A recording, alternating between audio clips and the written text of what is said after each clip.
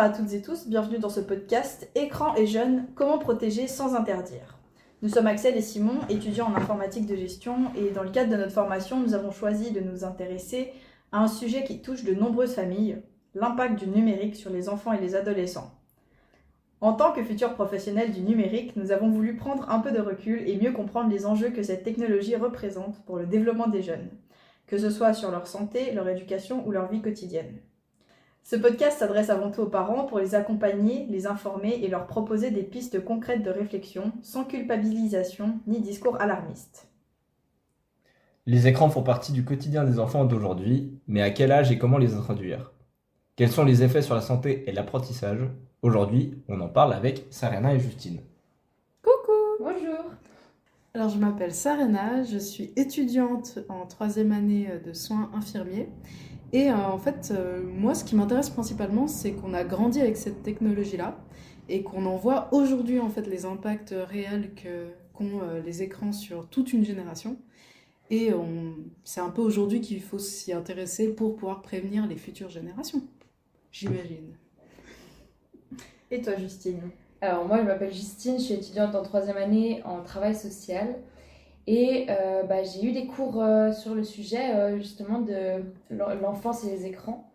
Et je trouve que c'est un sujet qui est très intéressant parce qu'en tant que travailleurs sociaux et en tant que parents, c'est intéressant d'apprendre à travailler avec et à utiliser l'écran comme outil plutôt qu'à lutter contre, parce que effectivement, ça prend une place assez importante dans le développement et dans le mode de vie de nos enfants. On va donc explorer ensemble les étapes clés du développement d'un enfant et voir comment la technologie s'intègre pour le meilleur et parfois pour le pire.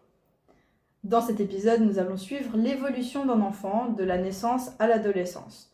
Pour chaque tranche d'âge, nous aborderons d'un côté la santé avec Sarena, qui partagera avec nous son regard sur les effets du numérique sur le bien-être des enfants, et d'un autre côté, l'éducation avec Justine, qui nous apportera son point de vue sur la relation parent-enfant et l'accompagnement éducatif. Durant les 3 premières années de la vie, tout se construit très vite. Le langage, l'attention, la motricité, le lien avec les adultes. C'est aussi un âge où certains enfants entrent déjà en contact avec les écrans, parfois même très tôt, pour regarder des vidéos ou des dessins animés. Faut-il bannir totalement les écrans à cet âge? Est-ce qu'une petite vidéo le matin ou au moment du repas peut avoir déjà un impact? Quelles sont les bonnes pratiques à adopter dans cette période de découverte du monde? Alors, du côté de la santé, nous, dans nos cours, on a principalement vu en fait l'impact négatif qu'avaient les écrans sur cette tranche d'âge-là. Principalement parce qu'entre 0 et 3 ans, un enfant développe en fait tous ses sens, tout son cerveau en fait a besoin d'apprendre. On va dire ça comme ça. Et puis, le fait en fait d'utiliser les écrans va, sur certains points, le ralentir. C'est-à-dire que, en fait, avant, on jouait énormément avec tout ce qui était des petits jeux, par exemple les plots à mettre dans des formes, etc. Le problème, c'est que, l'avantage avec ça, c'est qu'il y a une interaction. C'est un jeu qui peut s'adapter à l'évolution de l'enfant. Le souci avec l'écran, c'est que lui, il ne s'adapte pas. C'est passif, c'est des images qui bougent, et en fait, il n'y aura aucune interaction avec cet écran. Ce qui va retarder, en fait, le développement de l'enfant. C'est principalement ça qui est nocif. Et après, sur est-ce qu'on peut lui mettre quelques petites images le matin? Alors nous, on dit non. C'est totalement proscrit jusqu'à 3 ans. 0 minutes, rien du tout. Mais ça ne compte pas que pour les enfants. Parce qu'on dit non aux enfants, mais c'est non aussi aux parents. Parce qu'en fait, les enfants voient les parents. Les enfants sont dans une tranche d'âge où ils ont besoin de recopier, de faire un peu l'effet miroir, comme on appelle. Et s'il voit le parent qui est totalement passif devant un écran, qui n'a aucune expression sur le visage, au début, il va essayer de le solliciter, d'attirer l'attention, etc. Puis au bout d'un moment, en fait, quand l'enfant ne verra aucune réaction du parent, il va s'arrêter et il va devenir comme le parent. Et c'est là où, en fait, le développement, de nouveau, se retarde. Donc, non pour les enfants, mais non aussi pour les parents devant les enfants. Donc ça, c'est aussi quelque chose à faire attention. D'accord, merci. Alors moi, en travail social, je ne suis pas du tout spécialisée dans l'accompagnement des enfants en si bas âge. J'ai quand même travaillé avec des enfants un peu plus âgés, à partir de 4 ans.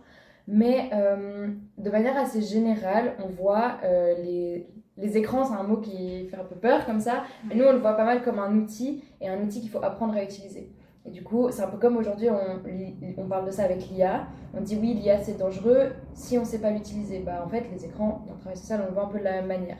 Et puis, bah, effectivement, pour rejoindre ce que tu dis, chez un enfant de 0 à 3 ans, si l'écran en fait, remplace les interactions sociales, les interactions avec les parents, ça peut par exemple avoir un impact, je dis par exemple sur le développement du langage. On peut observer qu'un enfant qu'on place toujours devant un écran, entre ses 0 et ses 3 ans, bah, il va avoir un retard de langage. Alors, c'est pas un lien de causalité, c'est pas l'écran qui retarde le langage, mais c'est plus de la corrélation, on dit. Ça veut dire que vu qu'on lui met toujours devant un écran et qu'on fait pas des activités avec de l'interaction, où on parle, où l'enfant il a l'occasion d'apprendre, par conséquent, on peut observer dans certaines situations un retard de langage. Donc, en effet, pour les tout petits, on préconise plus un accompagnement humain, matériel, avec des trucs qu'il peut toucher. C'est comme ça qu'il va apprendre, qu'il va se rendre compte qu'il y a de l'espace qu'il y a autour de lui, qu'il va se rendre compte aussi qu'il existe en tant qu'objet aussi. Donc à cette tranche d'âge-là, c'est plus intéressant quand même de placer l'enfant face à des choses réelles et palpables plutôt que face à un écran. D'accord. Et aussi, par exemple, un parent, il veut absolument, disons, intégrer progressivement et pas que tout d'un coup, dès qu'il arrive à la garderie, il y ait des écrans partout et que l'enfant ne sache pas comment réagir face à ça. Est-ce qu'il y aurait, disons, peut-être quelque chose, enfin, une utilisation vraiment interdite, enfin, vraiment trop par jour, ça, clairement, mais est-ce qu'il y aurait peut-être des jeux sur une tablette est-ce que c'est vraiment mauvais si on veut vraiment aller très progressivement? Moi, une garderie où il y aurait des écrans, ça me choquerait. D'accord. Tu vois, je pense que ça n'existe pas. À la limite,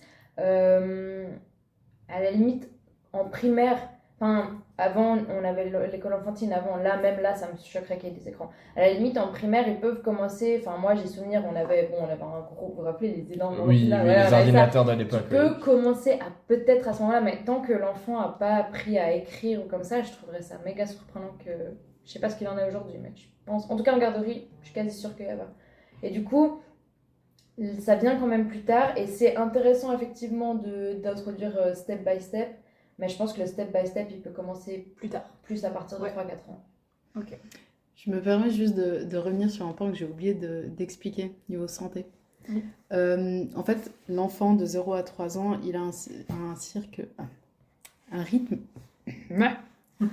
un cycle circadien. Voilà. En gros, c'est les cycles éveil-sommeil.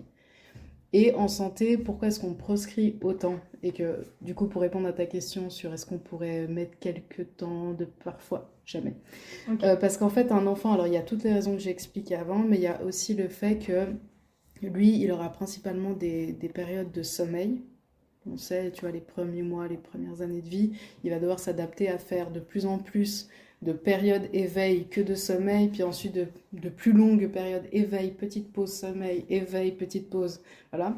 Et en fait, tout ça va être modifié avec l'apport d'un écran, parce qu'on sait que l'écran est un excitateur, ce qui fait que le cerveau ne va pas pouvoir se calmer et se reposer pour passer à la période de sommeil.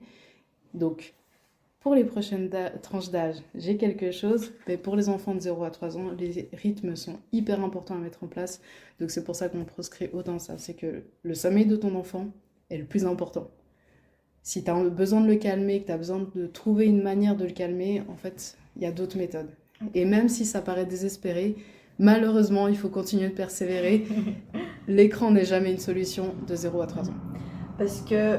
Je ne sais pas, est-ce que vous avez déjà justement observé de cette tranche d'âge justement des enfants qui auraient été trop exposés aux écrans et que du coup ils ont un comportement vraiment... Du style des enfants qui ne peuvent... Enfin, qui vont volontairement déclencher des crises par exemple pour avoir accès à un écran ou est-ce qu'à cet âge-là ça pourrait arriver?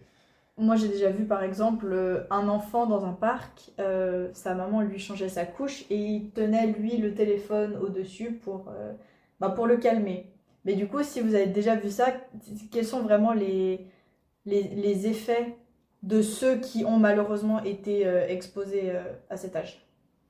Mais du coup, des effets anciens ou alors actuels, donc des enfants de 0 à 3 ans. Ouais, ou des alors enfants de 0. des enfants de 6 ans qui ont été exposés depuis Oui. 0 à 3 ans. Voilà. Donc C'est des plutôt ça. enfants qui sont maintenant, les effets qui sont les effets Ok. Quelles sont répercutés les conséquences voilà, plus tard?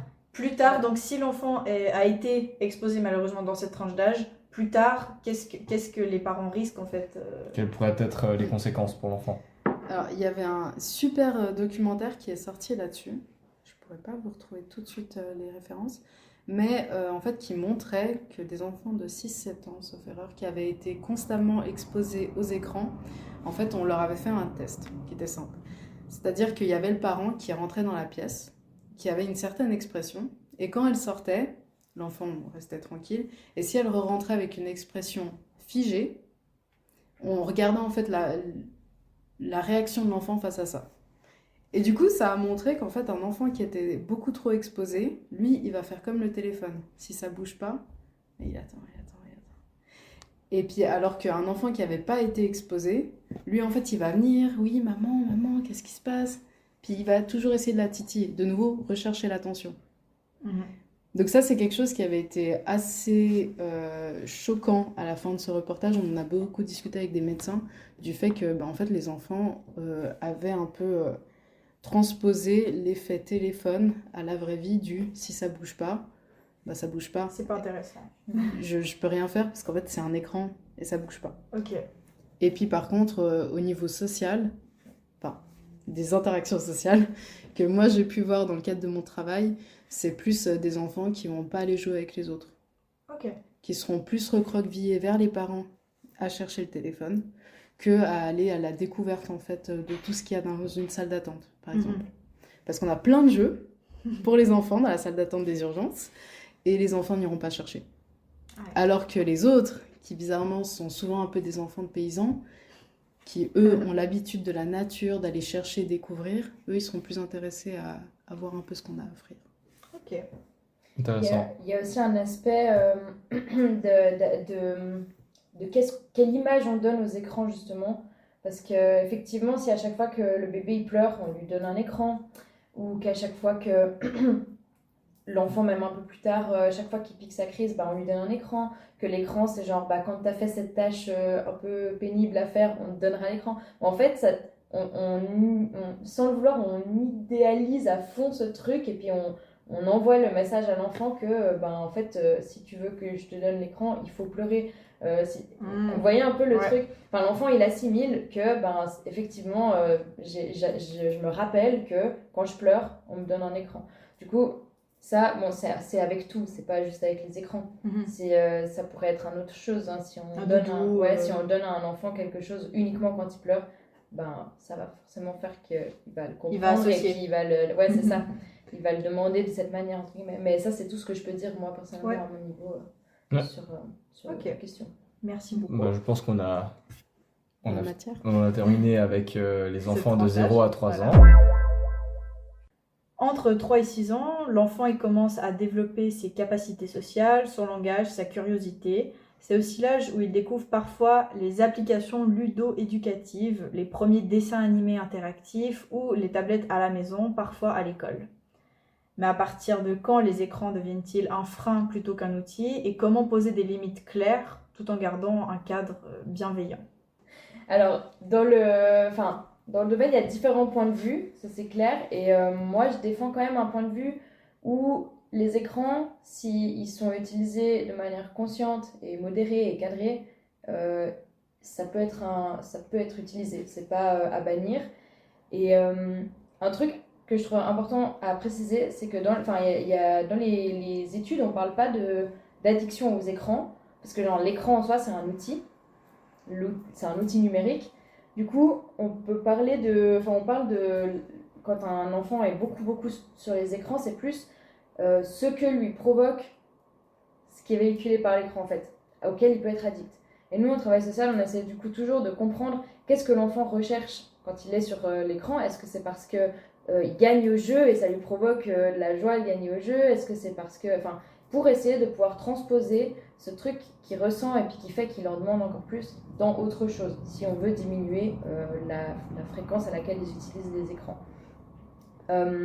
Donc ouais, selon moi, oui, en respectant certaines conditions de cadre et en comprenant l'outil qu'on utilise, ça peut être intéressant aussi de le présenter à son enfant, mais c'est comme tout, parce que trop d'utilisation d'un écran, par exemple, ça fait que l'enfant il va pas développer des capacités ailleurs.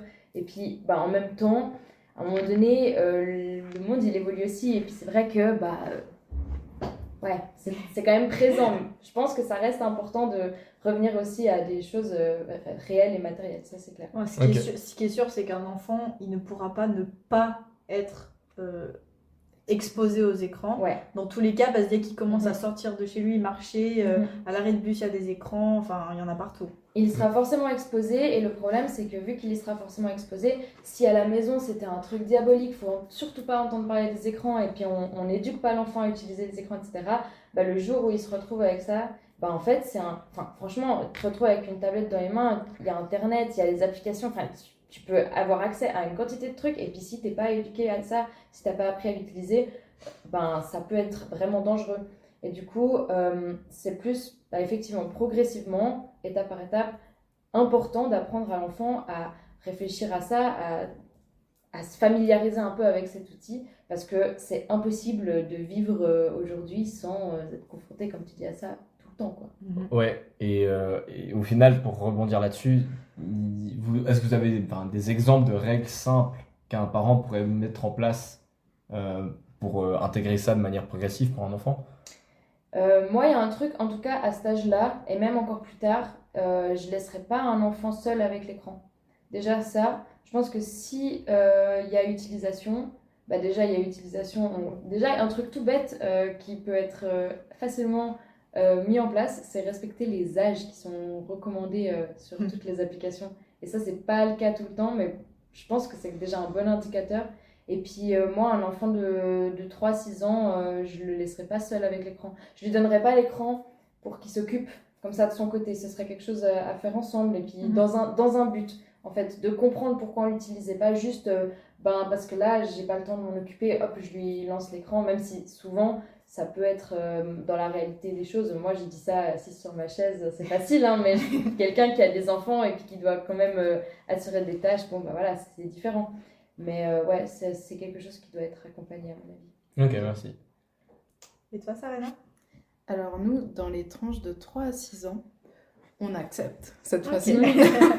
On accepte parce que, alors, je n'ai pas autant d'informations au niveau social, mais pour nous, en fait, le développement, il passe par tout ce qui est éducatif, et malgré tout, un écran l'est.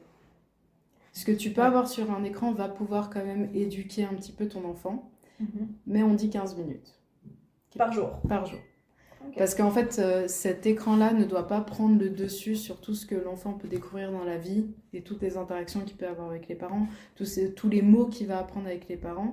Parce qu'en fait, il va apprendre des choses avec son écran, mais de nouveau, elles vont rester limitées parce que c'est pas interactif. Quand tu parles avec ton parent, tu vas commencer à faire des phrases, tu vas entendre de nouveaux mots, tu vas les acquérir, tu vas essayer de les comprendre, etc. Alors qu'un écran, lui, il ne va pas comprendre en fait ce que tu es en train d'apprendre, dans quel stade tu es, et puis il ne va pas pouvoir réagir en fait à ce que tu es en train de dire, s'il y a de la joie, de la tristesse, etc. L'enfant, il a besoin en fait de cette interaction-là pour se développer, pour comprendre en fait tout le monde qui nous entoure. Donc, c'est pour ça que pour nous, 3 à 6 ans, oui, 15 minutes par jour. Mais de nouveau, ça ne doit pas prendre le pas sur la vraie éducation qui est nécessaire pour un enfant. Et avant, on a parlé de l'effet du sommeil sur les plus jeunes. Là, j'imagine que l'enfant, il doit encore garder un rythme. Oui. Donc, c'est encore un effet... Donc, j'imagine les 15 minutes, c'est pas avant d'aller au lit. En gros, il faut arrêter l'écran 2 heures avant de dormir. Ok. Voire 3. Idéalement. Il faut anticiper, en fait. C'est juste que l'écran doit être contrôlé, comme le disait Justine. Et donc, tu peux pas laisser ton enfant devant la TV parce que tu n'avais rien à faire jusqu'à 21h. Tu le retires avant. Et comme ça, l'enfant, il peut un peu revenir dans le monde, refaire des activités qui sont calmes, douces, apaisantes avant d'aller se coucher. Ok. Ce qui est très important. Oui. Et quel signe, disons, peut alerter les parents si il y aura un usage excessif, si, selon eux, disons, 1 heure par jour, c'est bien. Est-ce que l'enfant pourrait montrer des signes que le parent pourrait se dire, ah, faudrait que je diminue le temps d'écran? Alors, j'ai aucune donnée qui m'ont été apprises, mais de ce que j'ai vu, je dirais plutôt la demande. Dans le sens où si l'enfant est tout le temps dans la demande de l'écran, ah oui, est-ce que je peux avoir, est-ce que je peux avoir, est-ce que je peux avoir, C'est puis trop. il commence de nouveau à faire des crises, Ouais. bah ça c'est trop. Ça veut dire que ça n'a pas été suffisamment contrôlé, ça veut pas dire qu'on ne peut pas revenir en arrière, mais qu'il faut mettre plus de cadres pour l'enfant. Parce que si on rentre dans le schéma où on cède, bah, ça va toujours être plus, parce qu'un écran est très intéressant, il y a un monde entier dedans, mais de nouveau, il n'a pas la même valeur que le monde qui nous entoure. Il y a quand l'enfant il demande, et puis du point de vue du parent, il y a aussi quand l'écran devient une réponse plus que. Enfin, qu'il n'y a plus de sens derrière l'utilisation de l'écran. Ouais, Genre, on est toujours dans avoir une utilité à l'utilisation. Ouais, moi je pense que c'est vraiment primordial. Et aussi de prendre le temps d'en parler avec son enfant. Parce que moi je pense que c'est quelque chose de très important. Les enfants, ils comprennent beaucoup plus que ce qu'on croit. Et puis de vraiment pouvoir en discuter avec l'enfant et puis expliquer ce que c'est, expliquer avec des mots pour les enfants, quoi. Et puis au fur et à mesure de quand il grandit. Mais quand l'écran, il y a plus de sens derrière l'utilisation, puis comme dit Sarena, il y a beaucoup de demandes, et puis que on donne, et puis que, ou alors on n'a pas trop le temps, alors on donne un écran, etc., on habitue l'enfant à ça. Après, effectivement, s'il a déjà été éduqué avec pas d'écran jusqu'à 3 ans, et puis 15 minutes par jour, ou peu d'écran, etc., ça, normalement, c'est quand même un enfant qui est assez autonome, et puis qui peut s'occuper tout seul, et puis trouver des choses à faire qui ne sont pas demander l'écran, quoi. Ok. Donc en fait, dès que l'enfant, si l'enfant, dès qu'il s'ennuie, il demande l'écran plutôt que des crayons ou un puzzle. Ou juste rien demander. Des Ok. fois, les enfants, il y a des enfants, tu peux. Après, ça dépend, il y a des enfants qui sont très différents. Il y a des enfants qui ont beaucoup besoin du contact de l'adulte. Puis des fois, il y a des enfants qui se créent des mondes à part entière et puis qui sollicitent même pas l'attention. Et puis en fait, là c'est vraiment qu'il est 100% autonome dans son jeu. Généralement, il faut se faire discret à ce moment-là parce que s'il nous voit, il veut venir avec nous. Mais non, dans ces moments-là, des fois, ils viennent même pas demander quoi que ce soit. Et donc, là, on parle d'écran, mais est-ce qu'il y a une différence à faire entre les écrans, on va dire, interactifs, comme un téléphone, une tablette, un ordinateur, et un écran de télévision, regarder un film? Est-ce qu'il y a une différence là-dedans où on devrait appliquer la même règle et aussi l'aspect d'utiliser comme un outil ou d'aspect ludique? Pour moi, il y a une différence. Parce que regarder un film de temps en temps, c'est pas, il n'y a rien de diabolique là-dedans. Mais c'est vrai que, à la différence entre un iPad ou un écran interactif et la télé où on regarde juste, par exemple, la tablette, passer 15 minutes par jour sur la tablette avec son enfant, faire des jeux de mémorisation, faire des jeux de. Voilà. Il y a quand même un peu plus de participation de l'enfant. On peut aussi engager un dialogue, on peut. Voilà. Là où en regardant un film, moins. Ouais. Après, je dis, il faut regarder aussi des films. On a tous de très bons souvenirs de quand on était petit et qu'on regardait des En films, effet, ça, bien sûr. oui. Parce qu'il y a aussi de nos jours, il y a les films et il y a les séries. Et les séries, des fois, les enfants, dès que l'épisode est fini, ils en veulent un autre et un autre et un autre parce que ça s'arrête jamais. Mais nous Alors aussi. j'espère que c'est pas de 3 à 6 ans qu'ils ont ce genre de réaction. Oui. Il y en a quand même des séries, c'est pas de patrouille, c'est à cet âge un peu. Ah, c'est Ouais. ces programmes-là. Ouais, ceux-là. Tu vois, moi de mon côté, j'aurais envie de te dire que pour nous, tous les écrans sont les mêmes. Ok. Parce que c'est une question de stimulation cérébrale. Les écrans sont les mêmes. Après, il y a quand même la distinction de l'interaction avec une tablette ou un jeu ou un téléphone et la télévision qui est passive. Donc, moi je dirais que dans les 15 minutes, c'est plutôt la tablette, l'écran, etc. que tu peux jouer et puis faire des jeux ludiques, comme on les appelle. Mais la TV, alors oui, un film, mais pas tous les soirs. Ouais. Dans le sens où il ne faut pas habituer l'enfant non plus à ce qu'en fait, le moment de famille soit un film pendant lequel personne ne parle et tout le monde regarde un point. En effet, ouais, non, clairement. Mais c'est clair que si on prend aussi ces discussions, les écrans interactifs, comme on dit, c'est quelque chose d'assez récent quand même. Alors que le fait de regarder des films, les Disney par exemple, ça existe depuis longtemps et nos parents déjà étant jeunes y avaient accès. Donc c'est quelque chose qu'on connaît déjà depuis plus longtemps, dont on est peut-être plus habitué aussi. Puis c'est un Donc, plus long investissement, regarder un film, il y en a oui. pour 1 heure et demie, donc c'est vrai que c'est plus de temps en temps, on regarde un film et C'est tout. ça. Est-ce que d'un côté, ça travaille aussi la concentration d'un enfant à rester concentré sur une activité, enfin l'activité étant le film, mais pendant 1 heure et demie faire la même chose? Ouais, mais je pense pas que ce soit une concentration qui soit forcément positive à son développement. Dans le sens où, ok, il arrive à se concentrer, mais pourquoi? Il se Ouais. passe rien. C'est vrai. Alors que mettre ton enfant devant un livre, en fait, il va devoir faire un effort de lecture, d'imagination, etc. Un film, il y a tout. Il n'y a pas d'imagination. Tout est défilé, tout est montré dans le film. Ouais. Alors que vraiment, en fait, revenir un peu aux bases de l'ancien temps, on dira, de nos jeunesses, un livre, ça fait du bien. Oui. Et c'est important. Ok. Et les petits jeux, et les puzzles, et les jeux de société. En fait, c'est toutes des stimulations qui sont nécessaires en fait à l'enfant. Parce que oui, un film, c'est toujours agréable. Les parents, ils adorent regarder des films, mais ton enfant, en fait, il a besoin de plus. Ok. À part si tu l'habitues à ça. Et là, du coup, c'est problématique. Parfait, merci beaucoup. Les 6 à 10 ans, c'est l'entrée à l'école. L'enfant gagne en autonomie. Il est parfois déjà confronté à l'usage du numérique pour ses devoirs ou dans ses loisirs. Dans certaines familles, c'est aussi l'âge où l'on commence à parler de consoles de jeux, tablettes personnelles ou même smartphones. Alors, comment concilier apprentissage, temps d'écran et équilibre de vie? Quelles sont les règles de base à instaurer pour garder un usage sain et contrôlé? Parce que j'imagine que là, peut-être qu'à l'école, ils commencent à avoir un petit peu plus d'écran. Juste les tableaux. Maintenant, les tableaux à l'école, ça devient des écrans. J'ai pas de recommandation pour cette tranche d'âge. D'accord. Mais alors nous, en fait, on prévient principalement par rapport aux déficits qui vont suivre, du type de l'acuité visuelle, où en fait une trop grande utilisation des écrans va réduire l'acuité visuelle des enfants, puis on va avoir plus de cas de baisse de l'acuité visuelle. Et donc l'acuité visuelle, c'est juste la vision. Oui. Ouais, ok. En fait, alors nous, là où on prévient principalement, c'est que oui, il y a énormément d'écrans à cet âge-là, entre l'école, avec tous les beamers et les trucs comme ça. Beamer, c'est pas un écran, je crois. Non, C'est un une projecteur. projection. C'est une projection. Ouais. Mais moi, j'avais un. Mais il y a des lumières vives. On avait les rétroprojecteurs, nous. Le projecteur, je pense que c'est quand même. T'as la lumière, Ouais. tu mets la salle dans la pénombre pour voir, pour écrire. Je pense que c'est pas non plus excellent. Ouais. Non. Mais en fait, le Donc, meilleur, ça, ce c'était à serait l'époque d'écrire aussi. comme à l'époque, Bah avec le ouais. grand soleil. Non, mais voilà, en fait, nous, c'est principalement...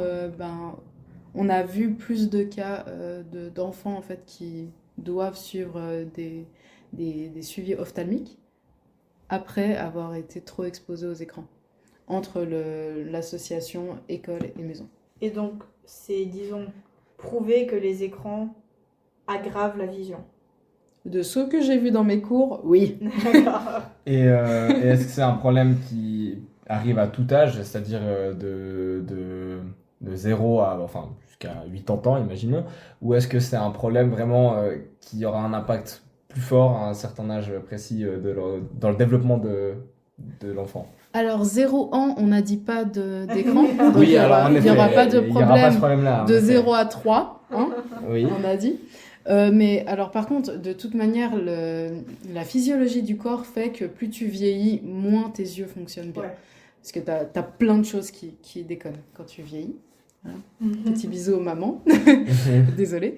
Mais alors, c'est de toute manière un problème qui va possiblement, très probablement, survenir quand tu arrives vers les 60 ans, 70 ans, mais qui peut prévenir, arriver beaucoup plus tôt quand tu as une surcharge d'écran. Parce qu'en fait, c'est à l'école, déjà, tu fais un énorme effort tout au long de la journée pour bien voir, etc., avec ces lumières qui sont vives. c'est déjà un énorme effort pour l'œil. Et puis quand tu rentres à la maison, par exemple, les enfants qui ont des PC gaming dans leur chambre, en fait, ils ont le petit truc du... Moi, ce que ma maman me disait et qui me faisait très rire, c'est tu veux rentrer dans l'écran ? Parce qu'en fait, on va toujours essayer de se rapprocher, et en fait, c'est inconscient. Ouais. Mais plus tu te rapproches, plus tes yeux doivent faire des focus, faire des efforts, plus ils se fatiguent. Et du coup, en fait, c'est toute cette fatigue-là qui va s'accumuler au fil des années. Et puis, souvent, c'est à cause des études, hein, malheureusement. Les études sont bien, mais quand tu cumules les deux, souvent, vers le gymnase, en tout cas, moi, j'avais énormément de personnes dans ma classe qui avaient des lunettes. Et ça survient pendant les études. Alors que, par exemple, des personnes qui ont quitté les études, je dis une bêtise, hein, mais qui seront partis en apprentissage, qui auront moins eu cet effort de lire à chaque fois sur des ordis, etc.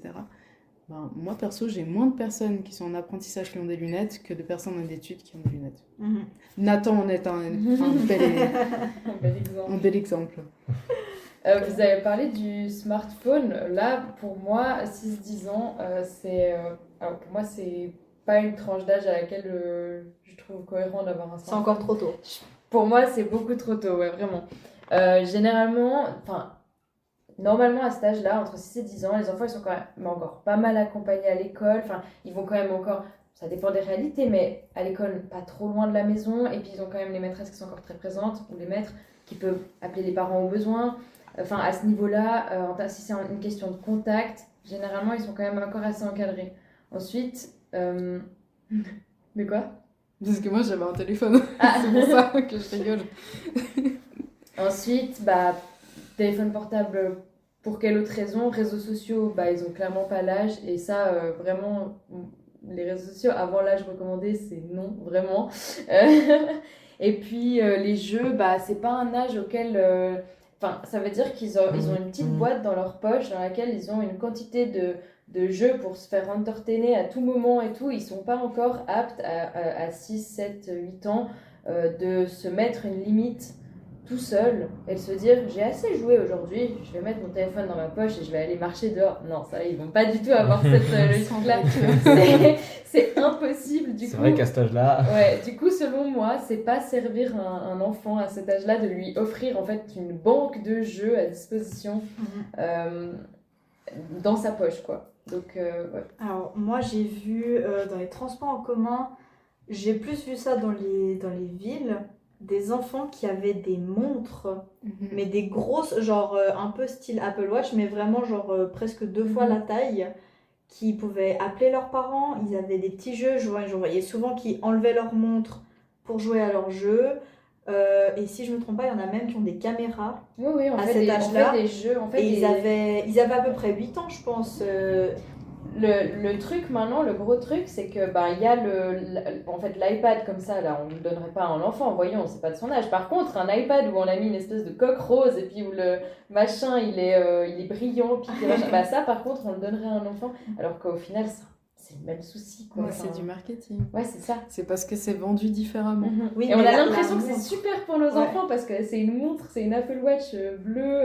Ouais, mais c'est ça, mais la verte montre, en et fait, tout, mais non, c'est les parents, au lieu, vu qu'on peut appeler avec ce type de montre, les parents ne donnent donc pas de smartphone en se disant ils font une bonne action, mais sur ces montres, il y a quand même un écran, il y a quand même des jeux. La simulation, elle est similaire. C'est... Après, je sais pas si au niveau de la vision, c'est moins pire, ces écrans un peu gris. Ils sont tout petits. Mais en soi, Moi, je dirais, alors je pourrais pas te dire exactement, mais pour moi, ça demande un tout autre effort, mais je pense que la conséquence est la même. Ouais.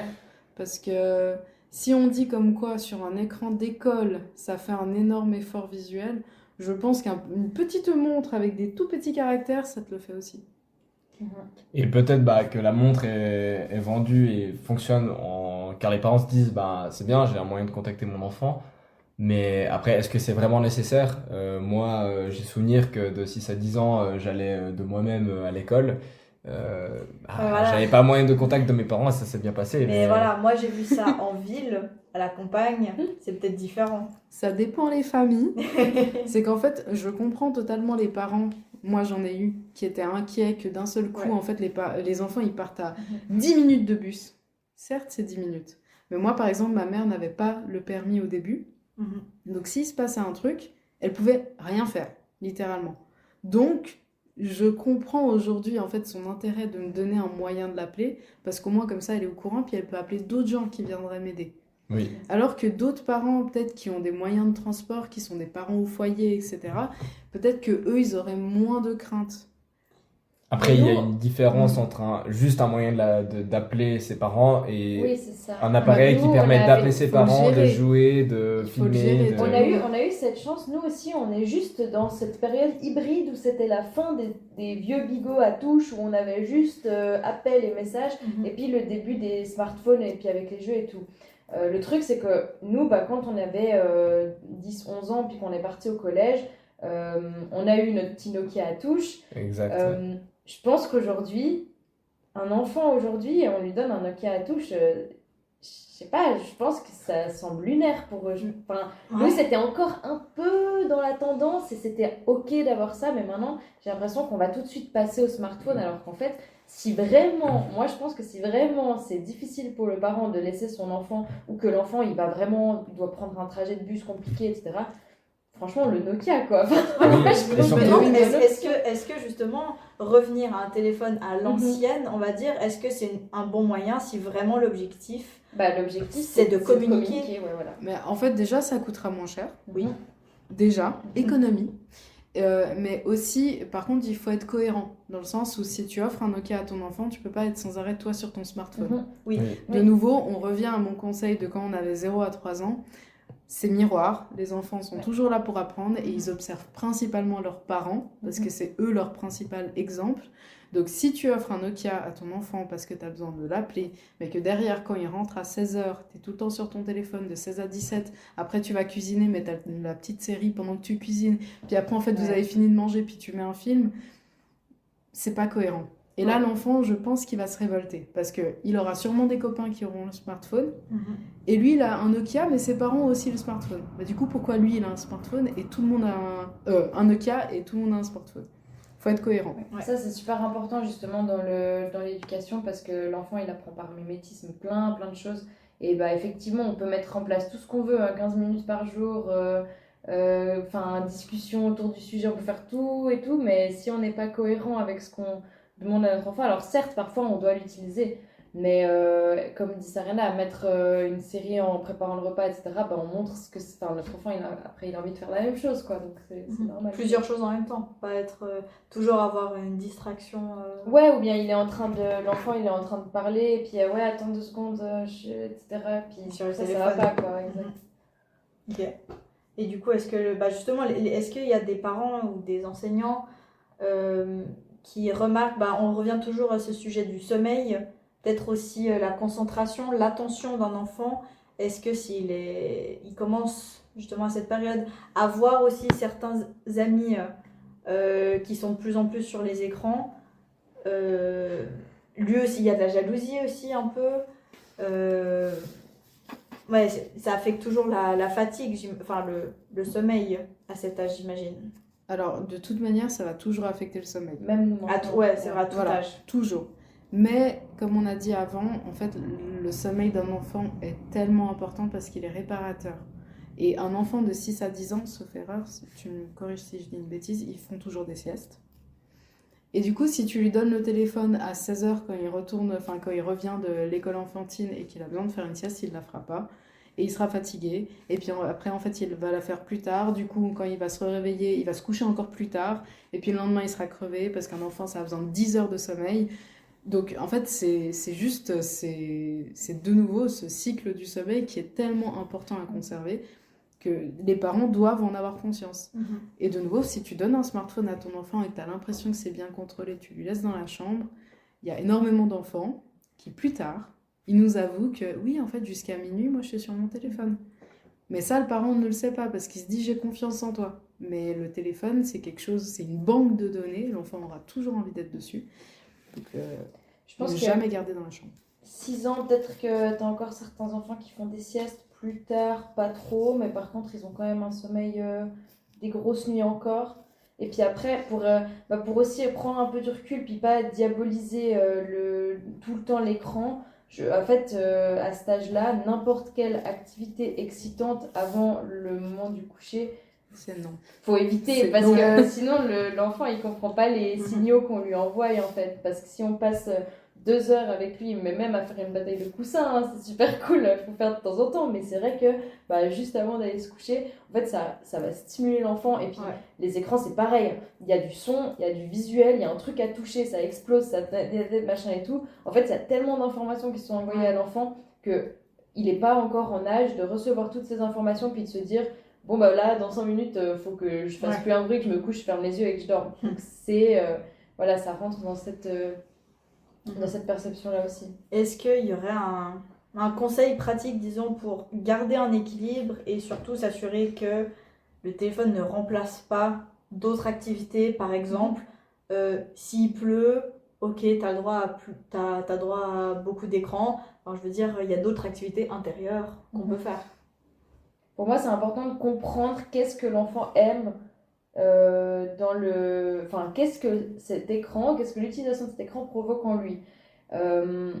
Parce que c'est souvent des choses qu'on peut stimuler par d'autres moyens. Comme je dis avant, on ne parle pas d'addiction à l'écran, parce que l'écran en soi tout seul éteint, il fait rien en fait. Mais c'est parce qu'il véhicule. Et puis si ce que l'enfant vit quand il utilise l'écran, on peut le vivre d'une autre manière, avec un autre jeu, avec une activité, avec n'importe quoi, on peut lui faire vivre des émotions et puis des moments aussi intenses, mais avec d'autres activités. Du coup, c'est intéressant de questionner un peu, d'observer, de demander un petit peu qu'est-ce qu'il aime bien, qu'est-ce que ça lui fait, etc.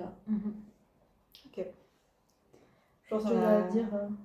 Moi, c'est à peu près pareil, dans le sens où, justement, c'est stimuler l'enfant sur tous ses centres d'intérêt, etc. Et j'ai bien aimé quand tu m'as dit, s'il pleut, un peu plus de téléphone. Mais non, s'il pleut, tu prends ton enfant, tu vas t'éclabousser dans la boue, tu vas dans la rivière. Et en fait, c'est tout bête, mais Tu peux sur laver après. sur le moment, tu te dis, en tant que parent, c'est contraignant, je vais devoir le laver, nettoyer les chaussures pleines de boue, etc.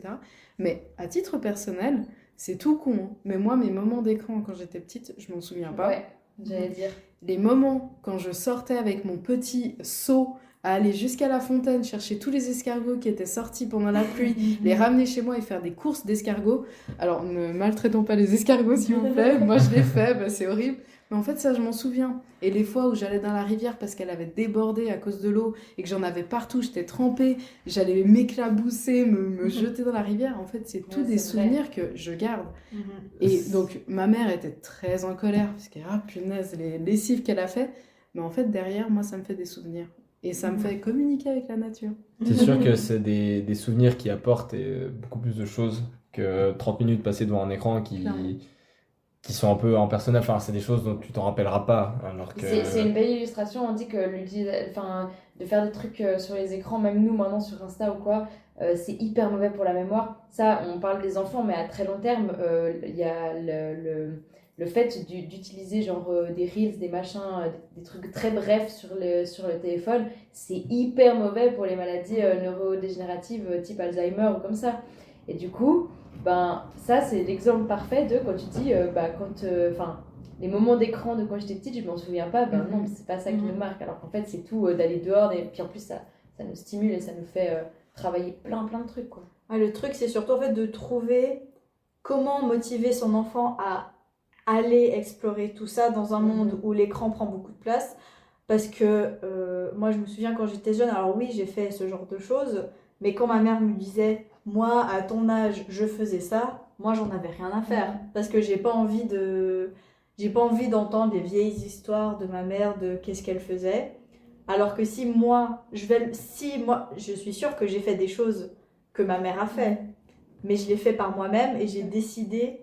Et en fait, il faut juste essayer de pousser l'enfant à aller le faire de lui-même sans lui dire « Ah, mais va faire ça parce que moi, je le faisais quand j'avais ton âge. » Il y a aussi la manière dont on le présente. Comme je disais avant, l'écran, c'est souvent aussi une source de récompense. Alors bon, moi, je suis pas hyper fan de l'éducation par récompense et tout, mais bon, ça, c'est un autre sujet. Mais parfois, il y a ce truc où on peut dire si tu fais ça, tu auras le droit à l'écran. Et puis en fait, il y a une petite boule de neige au départ où l'enfant il aime bien utiliser l'écran, Puis en disant ça, on fait grossir la boule de neige parce que non seulement il aime bien, puis en plus nous on alimente en disant genre ah bah tu fais un truc nul, puis après je te donnerai un truc bien, ce sera l'écran. Puis ça c'est par exemple une manière de présenter. Là où on prend par exemple la lecture, la lecture c'est super, ça permet de créer des mondes, ça permet de découvrir des histoires, etc. Mais comment c'est amené la lecture? C'est un devoir, c'est une tâche qu'on apprend à l'école. Enfin vous voyez, du coup c'est vraiment les enfants ils assimilent plein de trucs comme ça de la manière dont c'est amené. Et puis si la lecture par exemple, en fait c'est assimilé à le soir, je sais qu'il y a papa ou maman qui vient dans ma chambre et puis moi je choisis un petit livre et puis on passe un moment tous les deux, etc.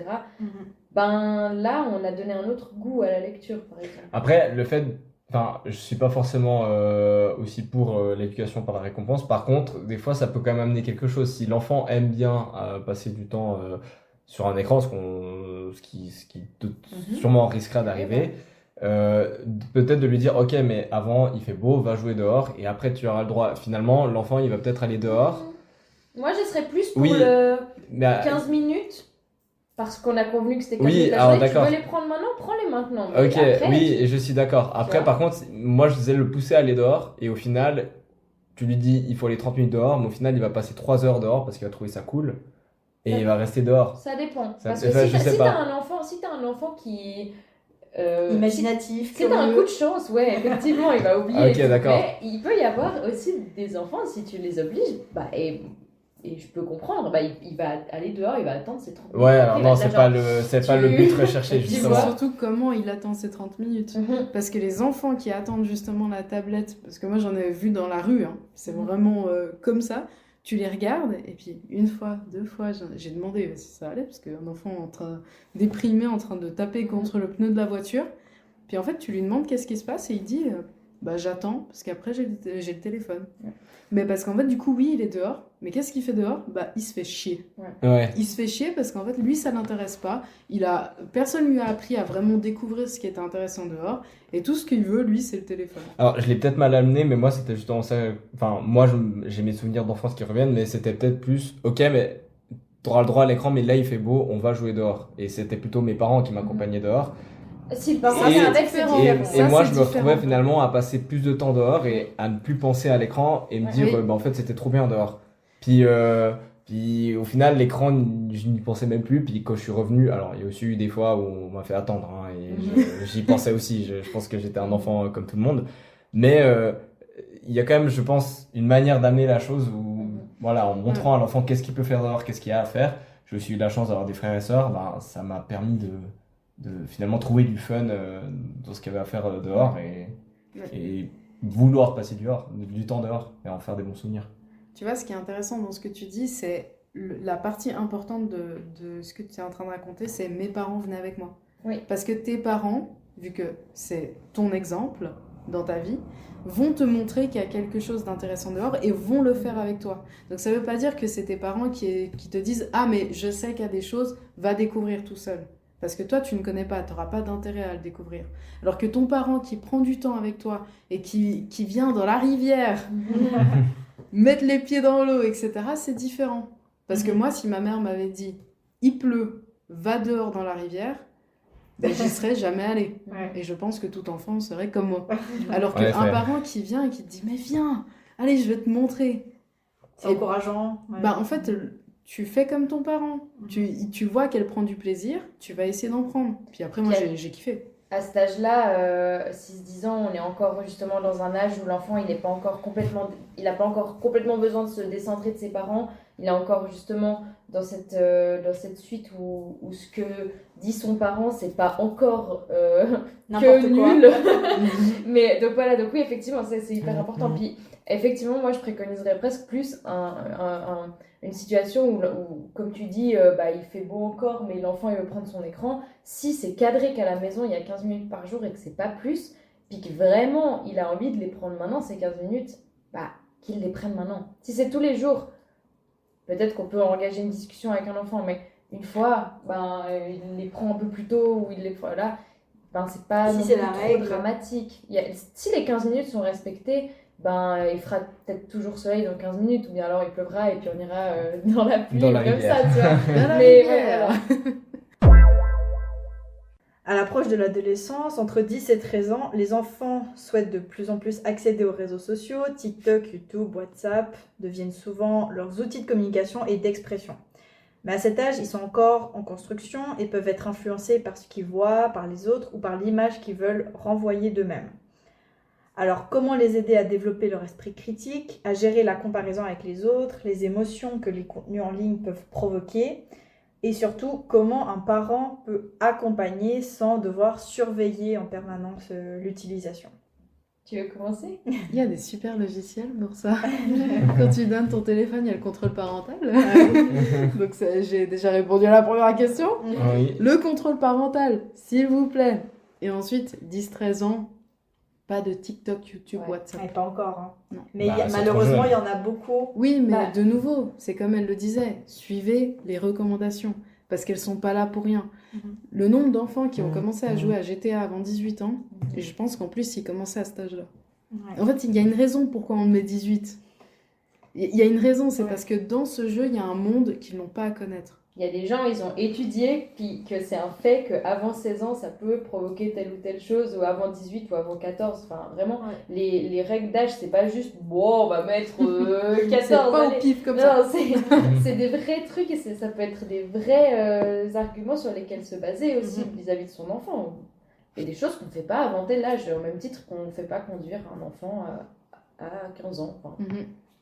Et puis, ben, oui, du coup, à cet âge-là, les réseaux sociaux, ça commence à être présent, même si ça ne devrait pas.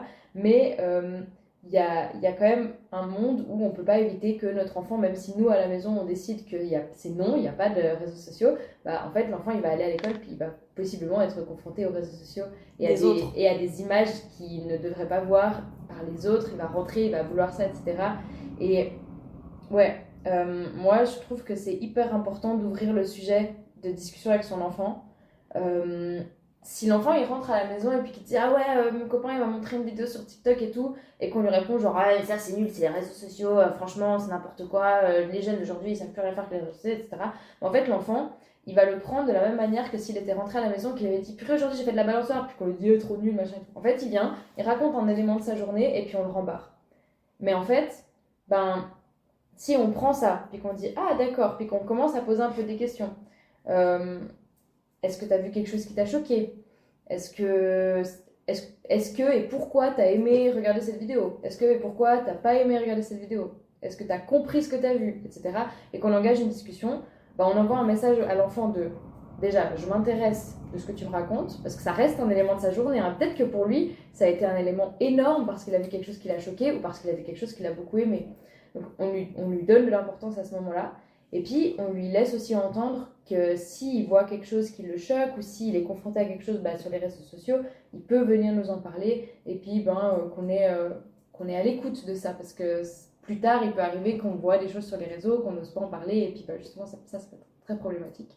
Et voilà, et on commence déjà un peu, même si c'est tôt, on commence déjà un peu à inviter l'enfant à développer un peu son esprit critique et à réfléchir parce qu'on le questionne sur ce qu'il a vu et pas juste genre prendre cette information parce que les informations ça va vite sur les réseaux sociaux et puis de pas savoir quoi en faire et puis d'avoir ça en lui et d'être un peu inconfortable en fait.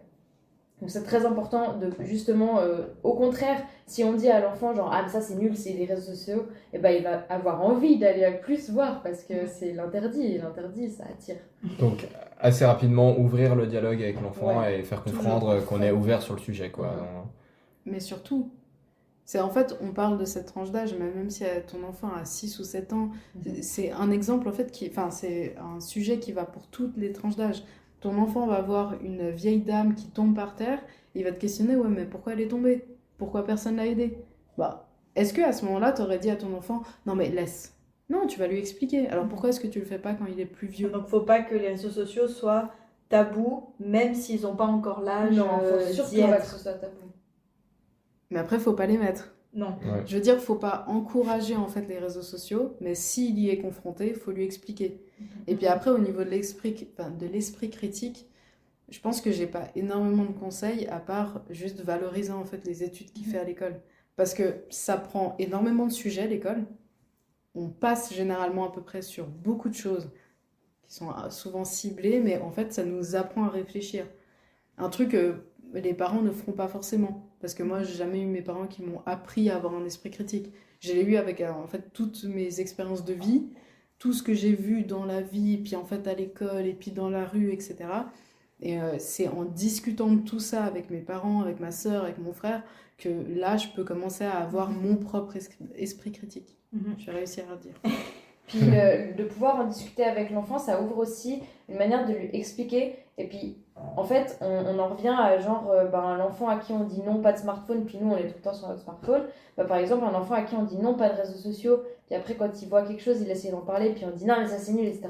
Il comprend pas pourquoi on lui dit non. Ouais. Par contre, si il voit une vidéo à l'école, on lui montre quelque chose, il a été choqué, il revient à la maison avec ça, on creuse un peu, on comprend qu'il a été choqué. On peut aussi, ça peut être une manière de faire comprendre à l'enfant et lui dire, voilà, il y a des règles à partir d'un certain âge. Puis on peut lui faire comprendre à partir de quelque chose qu'il a vécu. Et puis ça, les enfants, ils peuvent l'entendre si c'est bien amené, si c'est discuté, etc.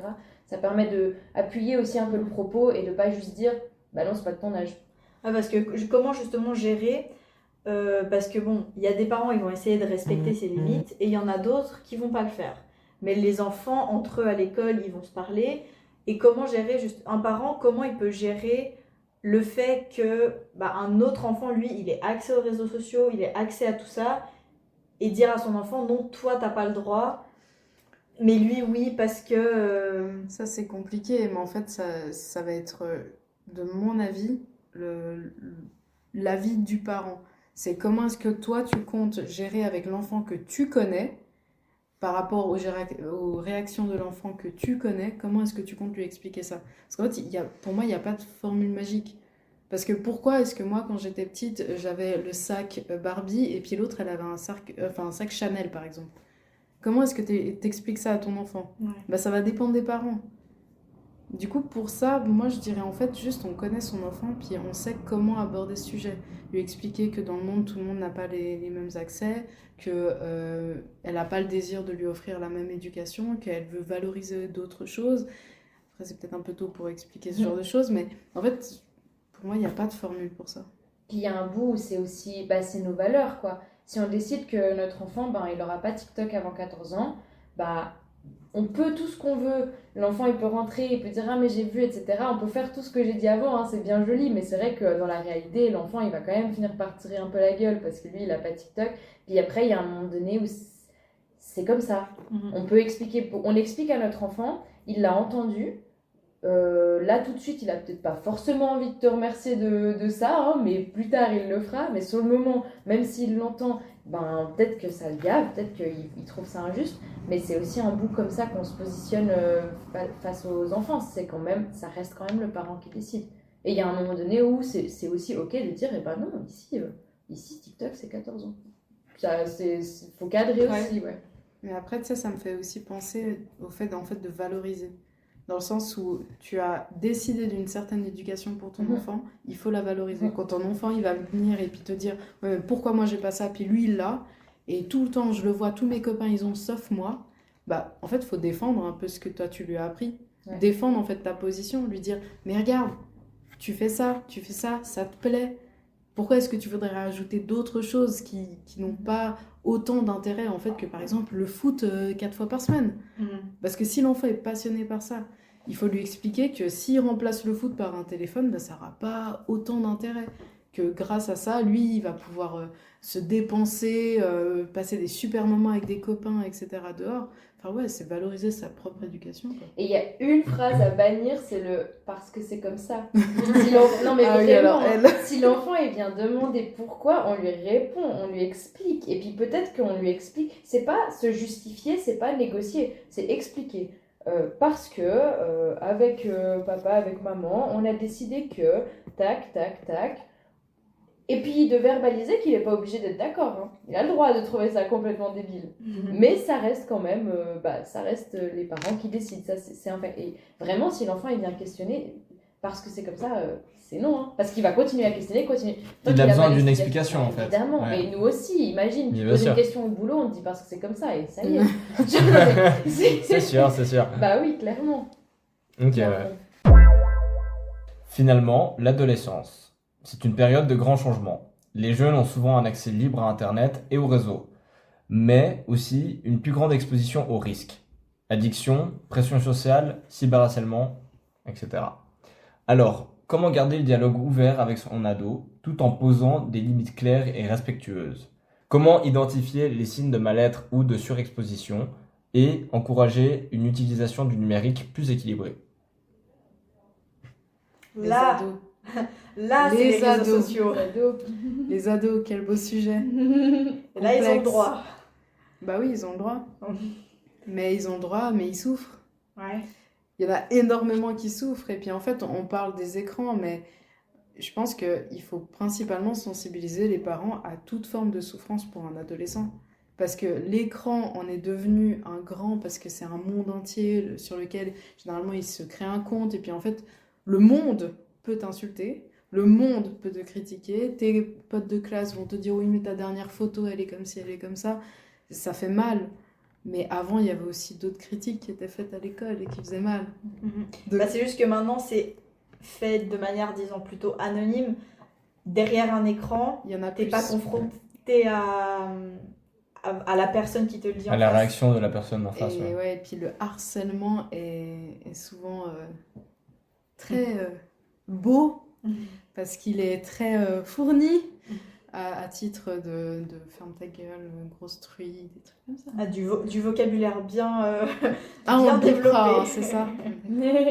Non, mais alors les adolescents, c'est hyper dur parce que justement, oui, ils ont accès à cette technologie-là, ils ont le droit et c'est compliqué de maîtriser ça. Mais après, d'un autre côté, tous les signes de mal-être, bah, d'un côté, ça dépend les ados, et d'un autre, ça va être souvent la perte de poids, qui est flagrante en fait chez les enfants qui ont un mal-être par rapport à tout ce qu'ils voient sur Internet, des mannequins, des belles femmes, des influenceurs, etc. Et aussi la boulimie. Mhm. Bah, en fait, c'est les deux extrêmes. Et si c'est pas ça, en fait, ce sera un autre problème. Et puis, ils vont commencer à, je sais pas, s'arracher. Ça dépend, en fait, le self-harm, Ouais. comme on l'appelle si bien. Mais en fait, il y en a, par exemple, tu vois, on connaît la scarification, qui est la plus commune, parce qu'on la voit. Mais en fait, il y a d'autres enfants, tu leur demandes, puis ils te disent, ouais, mais moi, il y a un endroit, là, sur mon corps, que je gratte jusqu'au sang, je m'ouvre, etc. Puis personne ne le voit.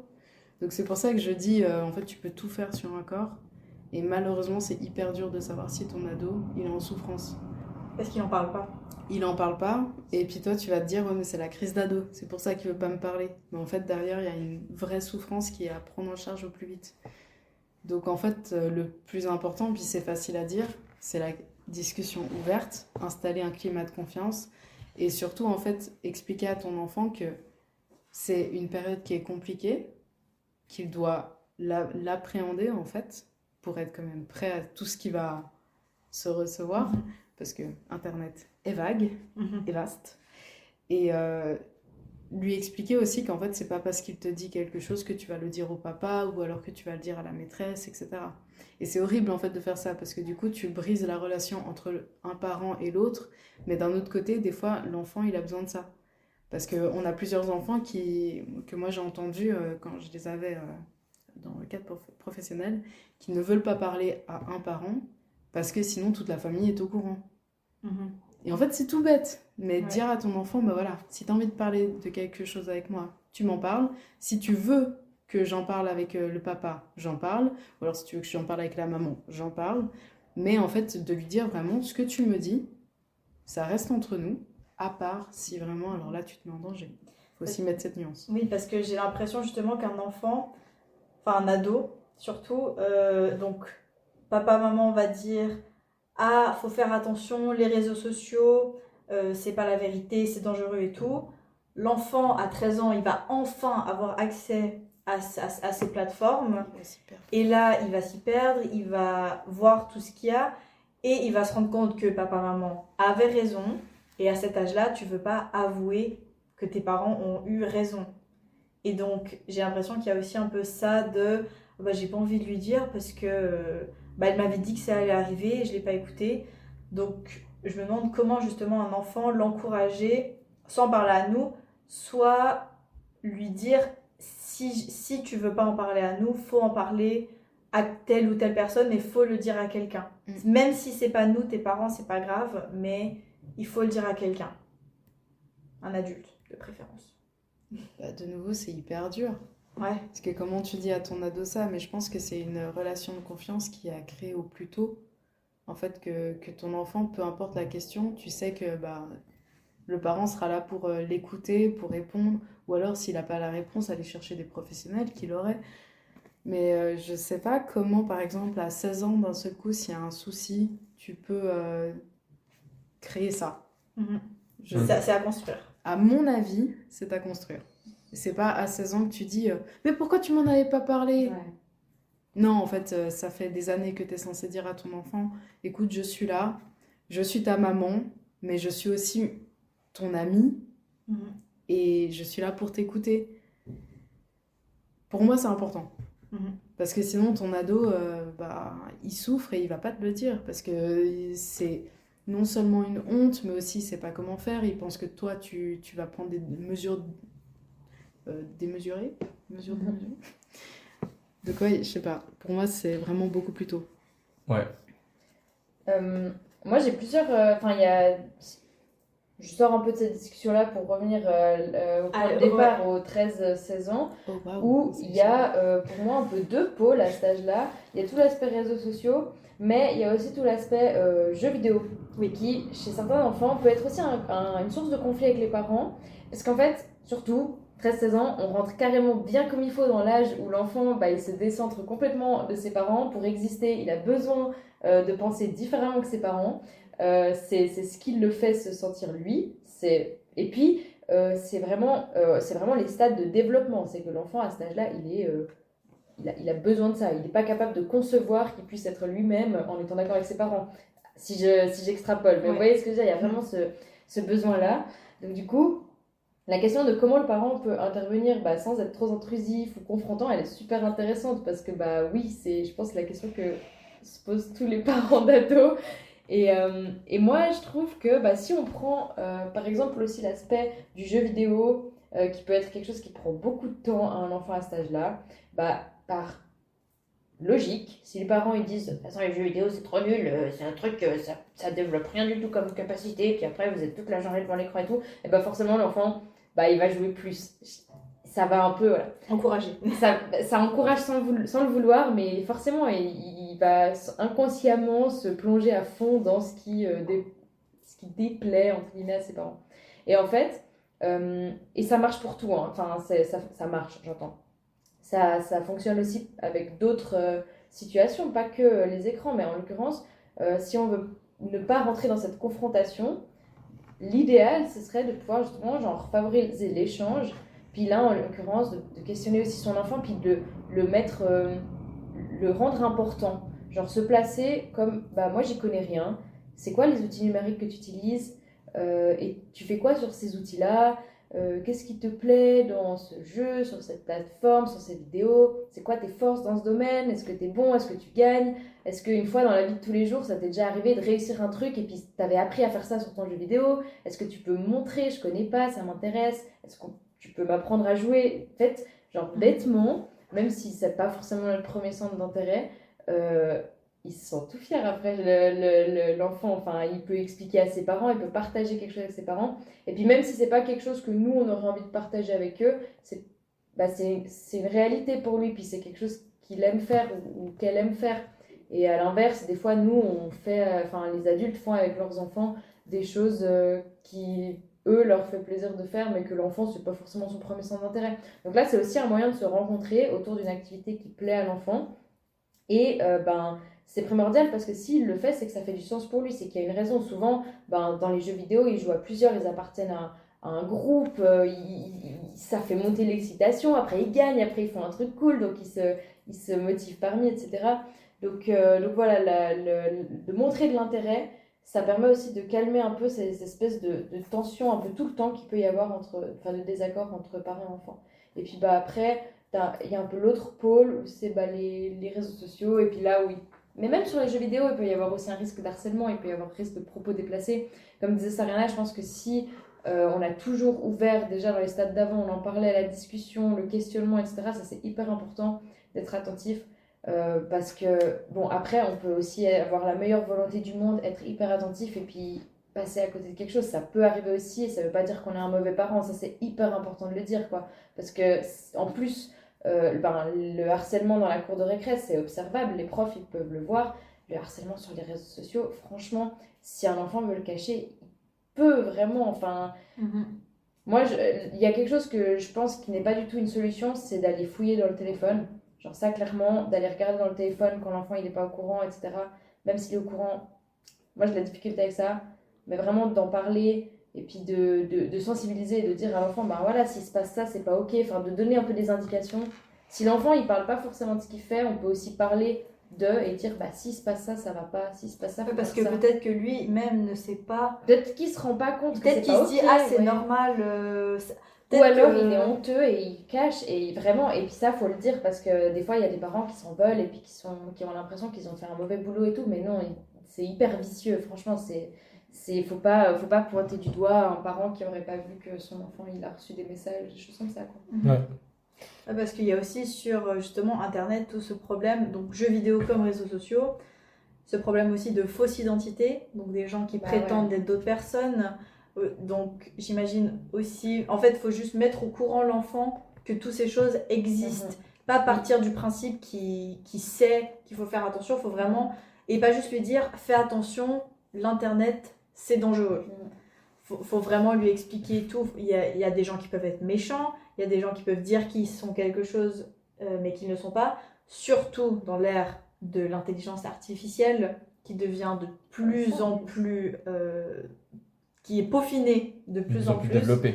plus en plus développée, voilà, et qui vraiment tu peux te faire croire mais n'importe quoi. Et c'est là encore l'esprit critique de l'enfant qu'on doit vraiment travailler pour vraiment lui dire ouais, l'intelligence, donc en gros c'est l'école qui te développe ton esprit critique, mais quand même dire à l'enfant que ça peut être faux.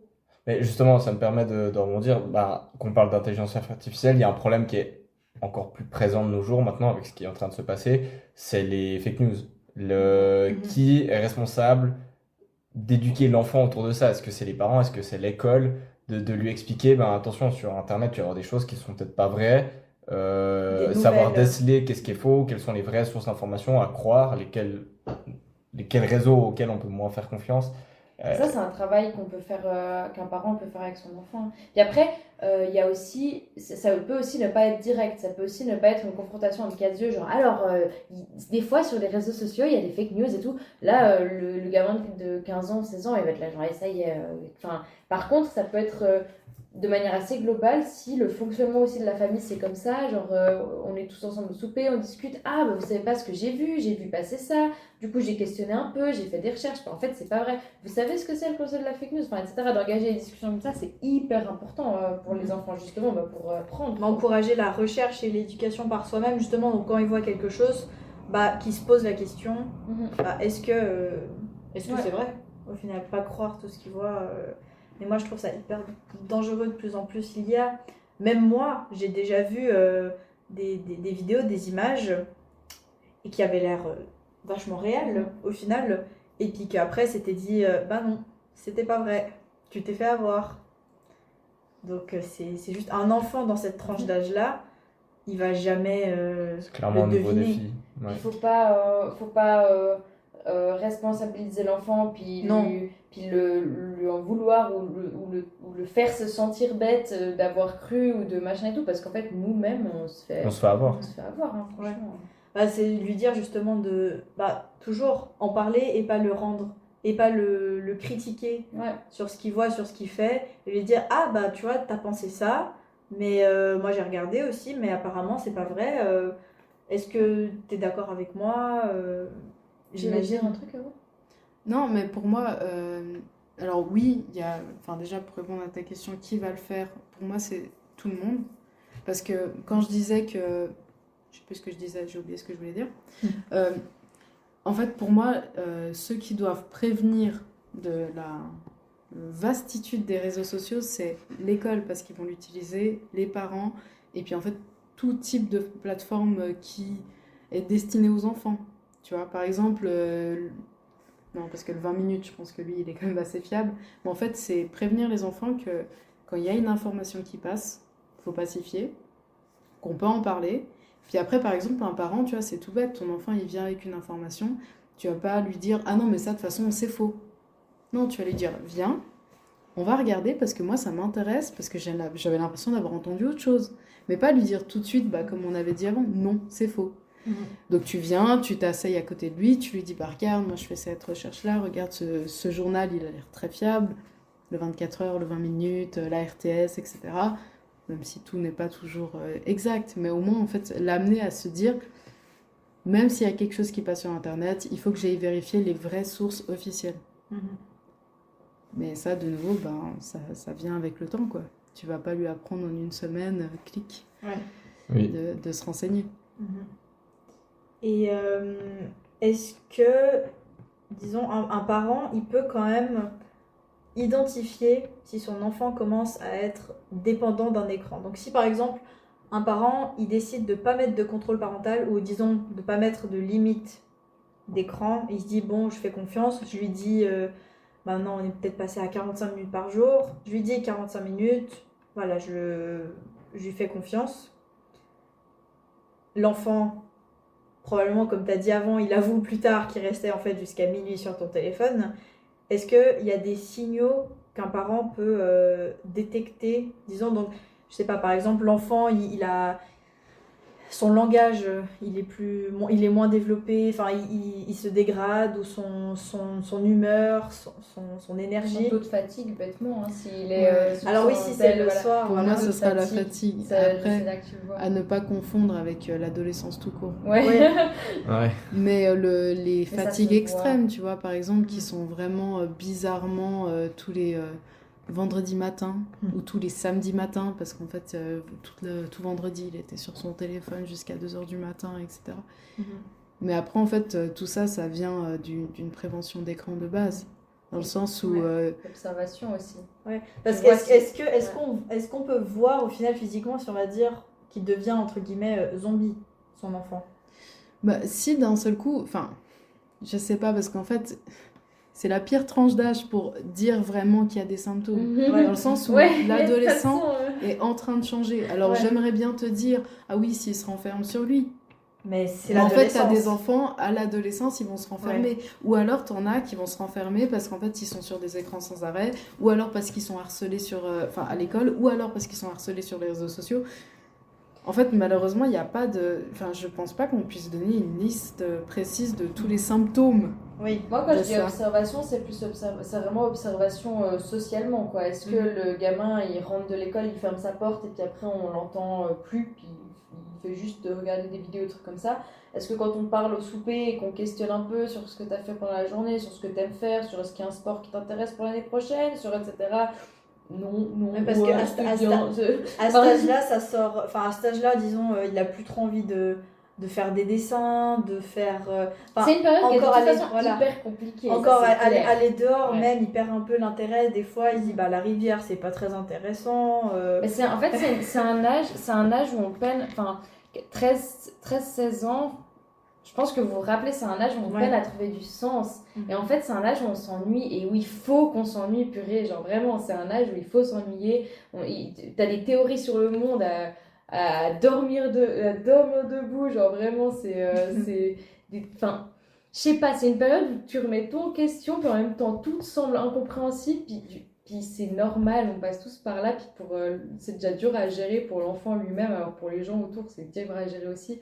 Du coup, c'est un peu une période où chacun fait un peu ce qu'il peut, et je pense qu'il n'y a pas de juste ou de faux, mais je pense qu'il y a du au plus proche de sa conscience, au plus proche de ses valeurs, et puis surtout, le plus on arrive à entretenir un lien de discussion, de communication, quel qu'il soit. C'est la clé. clé. Communication, c'est pas forcément que verbal, mais de la communication et de l'échange.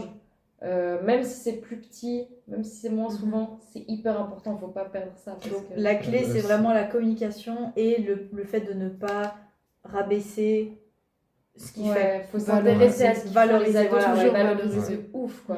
Mais- Ils se prennent déjà toute la vie sur la gueule, Mm. leur corps il change, leur vie elle change, il y a tout qui change. Si on peut juste genre valoriser, même si c'est faire des jeux vidéo, bah en fait ça développe plein de capacités les jeux vidéo. Bref, faut le dédiaboliser. Faut pas trop, mais c'est comme tout, hein.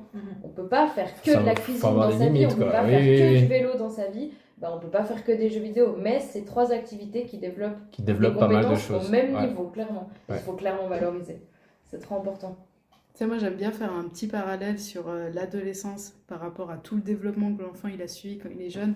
C'est qu'on a toujours dit, quand l'enfant est jeune, il va toujours recopier les parents et apprendre d'eux. Et en fait, à l'adolescence, il faut que ton adolescent comprenne que lui aussi, il peut t'apprendre des choses. En fait, les rôles s'inversent.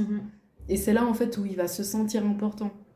Parce qu'avant, c'était toi, son centre du monde. Et là, tu dois lui expliquer qu'en fait, il peut être son propre centre et apprendre aux autres. Oui. Donc, c'est plus... Alors, tu es toujours un parent, tu mets des règles, etc. Mais en fait, c'est donner de la valeur à ton enfant. Donner de la valeur à tout ce qu'il fait. Et surtout que c'est l'âge où, quand il est petit, il apprend en recopiant. Puis à 13 ans, 12-13 ans, il commence à apprendre en faisant exactement l'inverse que ce que. Voilà. Ouais. Bah, du coup, effectivement, si même le parent il est toujours dans ce truc de rendre négatif ce que fait l'ado, bah, tu peux être sûr qu'il va y aller, mais tout droit Ouais. dedans, quoi. Ouais, Vraiment. ouais. Alors, Dans le mur. ouais, alors que quand on valorise, en fait, ça coupe un peu l'herbe sous son pied. Et là, genre, je peux pas me confronter là. Et puis, Ouais. du coup, vu qu'il peut pas se confronter, il va accepte. pas aller dans l'extrême, il va moins aller dans l'extrême. Alors là, après, c'est des théories, hein, mais ouais, c'est. Après, l'adolescent, c'est une question de développement. L'ado, Il c'est a un animal besoin- à part, hein, c'est Ouais. un monde. Hein. C'est qu'en fait, il a besoin de tester ses limites Oui. pour comprendre qui il est. Oui. Donc, de toute manière, je pense que même Mhm. avec la plus belle des éducations, la meilleure des Clairement. communications, faut pas s'attendre en fait à ce que tout roule. Non. L'enfant, C'est un il a passage besoin, obligatoire. il a besoin de tester ses limites, de tester tes limites, les parents, et de comprendre en fait jusqu'où il peut aller. Mhm. Et des fois, il ira trop loin. Le, Mais à le- ce moment-là, on le le recadre. jeu vidéo jusqu'à 5h du matin, le soleil se lève, oups. Mais en fait, il faut se figurer que c'est un peu comme si l'enfant, quand il se construit petit, il se construit vraiment lui-même, comme si à coup de petites briques on construisait l'enfant. Puis en fait, à ce moment-là de sa vie, il construit la bulle qu'il y a autour de lui. Et puis pour la construire, cette bulle, il est obligé de lancer hyper loin pour voir à quel moment ça tape contre la bulle. Puis c'est les limites en fait, c'est jusqu'à où qu'est-ce que je peux faire, qu'est-ce que je peux pas faire, comment j'interagis, etc. Il va forcément falloir qu'il y ait des clashs, ça c'est Ouais. sûr. Ouais. Même avec toute la meilleure éducation, les meilleures théories, les meilleurs tout, il y a forcément des clashs. Ouais. Il faut. Ouais, mais c'est normal, ouais. T'avais quelque chose à... Non, pour moi, c'est tout bon. Alors, moi, je veux juste dire qu'on a dit énormément de choses sur l'enfant, mais je pense que le plus important aussi, c'est de valoriser les parents. Oui. Donc, dans un couple, valoriser les parents vraiment, parce qu'en fait, si le parent ne se suit pas lui-même, parce qu'il se dit non, mais je suis nul, etc., en fait, il va pas envoyer des bonnes ondes à l'enfant, et puis de toute manière, ça va être délétère. Donc, on aura beau avoir toutes les meilleures solutions pour les enfants, en fait, le principal, c'est vraiment que chacun prenne soin de lui, que chacun se valorise lui-même et se rende compte qu'il y a des difficultés. J'ai un adolescent, j'en vois pas le bout, mais en fait, je suis un bon parent. Ouais. Parce que j'essaye. Ouais. Et parce que je fais ci. Et parce que je m'entraîne. Et parce que j'écoute des podcasts pour essayer de comprendre comment faire. Non, mais sérieusement, c'est Ouais, hyper bateau. Mais Ouais. Non, c'est clair. mais c'est ça. Moi, dans ma bibliothèque, j'ai 50 000 bouquins, parce qu'on a fait le vide ce week-end, en fait, comment éduquer un enfant. Et je ne savais pas que mes parents avaient ça. Mhm. Mon père m'a dit, c'est ta mère, mais on avait 50 bouquins de comment éduquer ton enfant. Alors, Ouais. même si ma mère avait loupé son éducation, elle a essayé. Et je pense que c'est important de dire aux parents, essayez. Ma mère n'a pas loupé son éducation. Moi, je dirais aussi que, je mettrais un point d'attention sur le fait que, en tout cas, je parle pour moi, mais je pense que c'est valable pour les deux. Genre, je reste une travailleuse sociale, j'ai pas d'enfant, j'ai appris tout ça pendant 3 ans. Alors oui, j'ai appris, j'ai étudié, Ouais. mais c'est des C'est très dans la jolies- pratique. des très jolies théories. Et les théories, moi, quand je travaille, je me rends bien compte que ça n'a rien à voir avec Avec ce la qu'on a pratique, vu. ouais, Ouais, ouais. voilà. N'importe qui que tu rencontres, il va te faire un petit truc différent, une petite fantaisie, un petit machin que tu n'avais pas vu dans la pratique. Et puis, en tant que travailleuse sociale, je suis pas émotionnellement impliquée, donc ça, c'est plus facile, c'est différent à gérer. Mais qu'en fait, c'est un parent et son enfant, il y a de l'émotionnel, il y a de l'amour, il y a plein de choses qui font que c'est normal de pas appliquer au pied de la lettre des théories et c'est normal qu'il y ait des choses qui ont pu être dites, enfin qui peuvent être dites dans cet enregistrement qui semblent mais complètement à côté de la plaque parce que la réalité du terrain et la réalité des relations parents-enfants, c'est autre chose. Et c'est très bien, comme dit Sarena, de s'y intéresser, de se poser les bonnes questions. Et puis, mais au final, je pense que le plus important, c'est vraiment de faire au plus proche de sa conscience, au plus proche de ses valeurs. Et de... Ouais, c'est comme ça qu'on s'en sort le mieux. Il n'y a pas de mauvais parents. Il y a que les gens qui essayent et qui donnent leur maximum. Enfin, c'est clair. Du coup, ouais. Ok. C'est très intéressant. Ouais, je pense que c'est une bonne manière de conclure finalement. Alors merci à Sarena et Justine pour le regard complémentaire et à vous qui nous avez écoutés jusqu'ici. Chaque enfant est différent et chaque famille a ses réalités. L'essentiel, c'est d'instaurer une relation de confiance, d'observer et de s'adapter avec bienveillance. Avant de se quitter, on vous laisse avec cette question simple. Sarena, Justine, si vous deviez donner un seul conseil aux parents qui nous écoutent aujourd'hui, ça serait lequel ? J'espère que ce sera un bon conseil, mais en fait, comme j'ai beaucoup dit pendant ce podcast, je pense que le plus important, en tout cas pour moi, de ce que j'ai pu voir des enfants, parce que j'en vois de 0 à 16 ans, le plus important, c'est la cohérence. Et je mets vraiment un accent là-dessus parce qu'on aura beau donner des conseils, en fait, nous les adultes, on a nos propres mauvaises habitudes, dans le sens où moi, par exemple, je passe 7 heures sur mon téléphone. J'ai regardé les graphes et c'est horrible. Mais en fait, si moi, demain, j'ai un enfant et je me dis, oui, j'ai toutes ces connaissances, il ne faut pas que je lui mette de téléphone, et que moi, derrière, jusqu'à 23 heures, je suis sur mon téléphone et il me voit comme ça va poser problème. Donc vraiment, en fait, le conseil que je donne, c'est sortez avec vos enfants. Je sais que c'est compliqué et on comprend les parents qui nous disent, non, mais en fait, j'en peux plus. Mais à ce moment-là, allez chercher de l'aide, comme vous le faites actuellement. Et il n'y a pas de souci d'aller chercher de l'aide, c'est pas une erreur, mais il faut toujours privilégier la cohérence avec votre enfant. Parce que sinon, ça va porter à faux au bout d'un moment. Merci. Pour moi, ce serait de toujours entretenir, garder et prendre soin de la communication entre un parent et son enfant. Ça peut être verbal, mais ça peut être de plein d'autres manières. La communication, ça peut être écrite aussi, ça peut être du dessin, ça peut être plein de choses. Et c'est hyper important. Et dans une logique de cohérence, si vous voulez que les enfants vous communiquent des choses, il faut vraiment pas hésiter à leur communiquer des choses aussi, à leur parler de comment nous on vit certaines situations aussi, de comment on faisait quand on était jeune, de nos petits secrets. Ça sert à rien de cacher, on a tous passé par une période où on était beaucoup sur nos écrans, on a tous passé par une période où on est sorti, où on a fait ceci, on a fait cela. Faut le dire à ses enfants, il faut être transparent si on veut que eux en échange ils soient transparents et puis qu'on puisse entretenir la communication. Ouais. Merci beaucoup pour tous ces conseils, c'était très très instructif et intéressant. Merci aux auditeurs d'avoir écouté ce podcast et si vous avez aimé, n'hésitez pas à le partager avec votre parent.